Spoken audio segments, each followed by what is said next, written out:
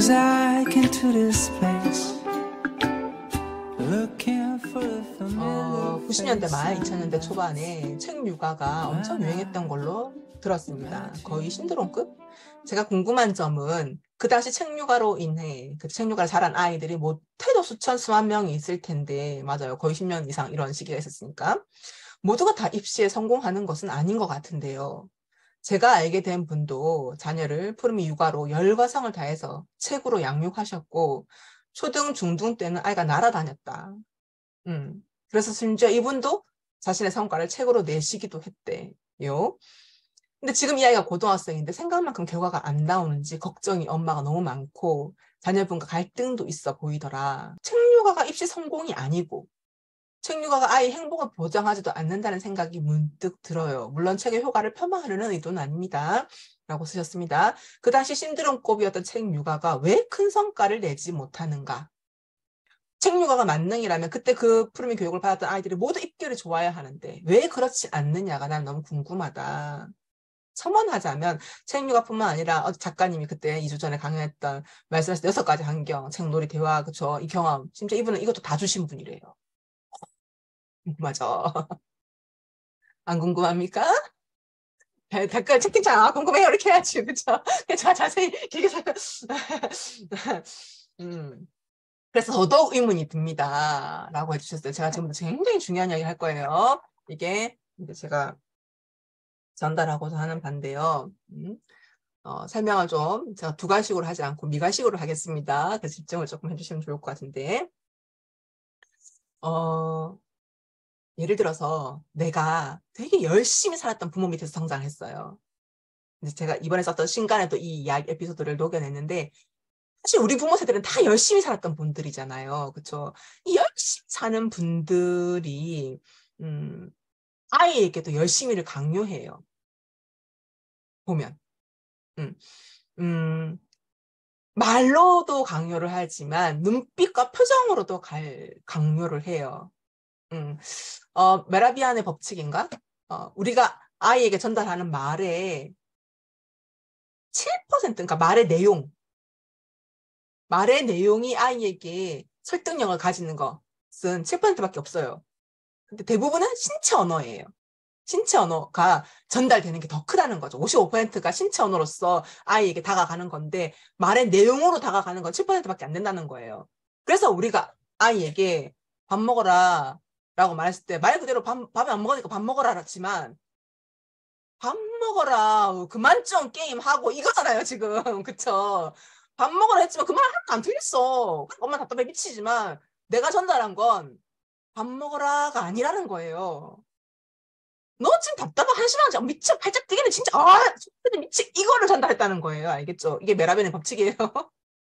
근데 이걸 제가 다른 말로 표현을 하자면, 이제 엄마 안에 열심히가 있으신 분들은 더더욱 아이가 열심히 뭔가를 하지 않을 때 올라와요.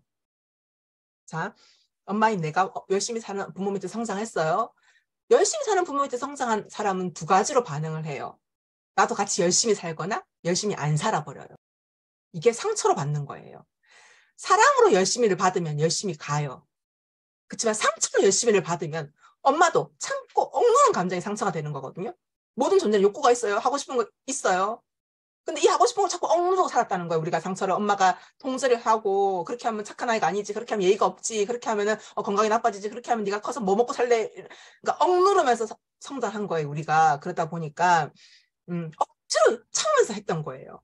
그렇게 열심히 만들어졌던 거예요. 그럼 열심히가 얻게 되는 보상도 있어요. 좋은 대학을 갔다든지 좋은 직업을 구했다든지, 알겠죠? 연봉이 좀 높다든지. 그렇지만 상처 함께 갖고 한 열심히는 열심히 그렇게 모으는 과정에서, 사실 성취를 하는 과정에서 건강을 잃어버린다든지, 아니면 난 이렇게 열심히 해서 하면 되는데 열심히 안 하고 그냥 애를 보고 속이 터지잖아요? 그렇죠? 그렇게 하지 않은 남편을 보고 속이 터지잖아요? 그래서 잔소리해. 너 잔소리 하는 거죠. 그러니까 옆에 있는 남편과 아이와 관계가 안 좋아. 관계를 잃어버려요. 열심히를 통해서. 건강을 잃든지 관계를 잃든지. 더 무서운 건 뭐냐면요. 열심히 상처 함께 가져온 열심히는 나는 그 성취를 이루었지만 내 안에는 억눌려 있는 게 있어요. 뭐 게을러 보고 싶은 욕구를 억눌렀거든요. 이 게으름을 억누르다 보니 이 게으름을 내 현실에서 만나게 되는데 어떻게 만나냐면 내가 열심히 계속 고수하기 때문에 내 인생에서 안 나타나는 게 아니라 내 주변인을 통해서 게으름을 만나요. 내 남편, 내 아이. 우린 절대 내 상처를 남한테 던지지 않아요. 내 새끼랑 내 남편한테 던져요. 그래서 이 열심히인 사람은 나도 모르게 열심히 하지 않은 아이를 보면서 열심히 하지 않은 남편을 보면서 회사 갔다 와서 피곤하단 말이지요. 그쵸? 여러분 직장 다니시는 분 이해하시잖아요. 내 오늘 하루 종일 애를 보려고 얼마나 힘들었는지 아냐고. 왜 TV만 보고 있냐고. 왜 이렇게 강요 아닌 강요를 하게 되는데 나도 모르게 하는 거예요. 그래서 이 놀고자 하는 욕구가 억눌려진 거거든요. 공부도 마찬가지라는 거예요. 지금 다시 질문으로 돌아갈 거예요. 내가 어릴 때 공부 열심히 잘했던 분도 계시고 내가 어릴 때 공부를 못한 분도 있지만 공부로 상처를 받았어요. 억누러진 무엇이 있는 거죠. 참으면서 했던 거를 안 해버린 거예요. 이 공부에 대한 간절함이 있어서 품위닷컴이 들어왔어요. 미쳤다고 힘들게 밤새도록 책을 읽어주나요? 안 그래요? 난 내가 공부 잘하길 바라서 이거 한 거예요. 알겠죠? 이 공부에 대한 상처가 털어지지 않은 상태에서 시간이 계속 누적이 되어요.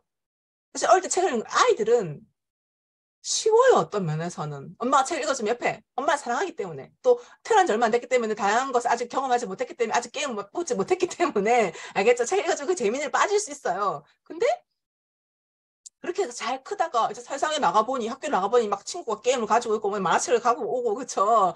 공부를 막 학원 가서 열심히 하다 보니까 지치는 거예요. 그러니까 정작 공부를 해야 하는 시기에 알겠죠? 안 하고 싶은 감정이 드는 거예요.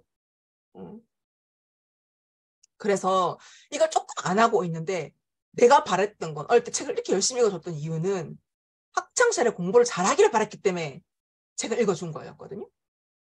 이게 사라지지 않았어요. 이 욕구가. 그래서 어릴 때 책을 내가 쇠가 빠지게 열심히 키워서 읽어줬단 말이에요. 이제 공부를 네가 해야 되는 시기가 왔는데 애가 공부 안 한다? 얼마나 속상하겠어요. 그래서 나도 모르게 아이에게 그만 TV 봐, 꺼야지, 게임 그만해야지, 시간 지나갔잖아, 시험 기간인데 왜 안 하니?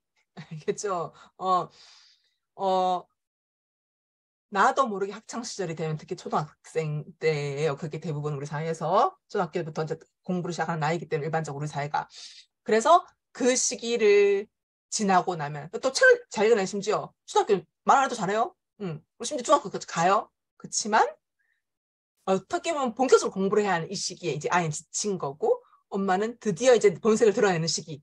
이 고등학교 때 알겠죠? 특히 토목고 보내는데 중학교 때 열심히 해야 되거든요. 그러니까 중학교 때까지 어떻게 좀 했는데 엄마 안에 이 억눌러 있는 공부에 대한 결핍이 내 아이를 통해서 얻기를 바라는데 아이가 안 하니까 나도 모르게 메르비안 법칙 시험 기간이 내일 모레 아니니? 라고 웃으면서 전달하는 사람 없어요. 억눌려진 감정이기 때문에 나도 모르게 인상이 써지면서 전달이 되거든요. 근데 아이는 그 반응에 패끈하는 거죠.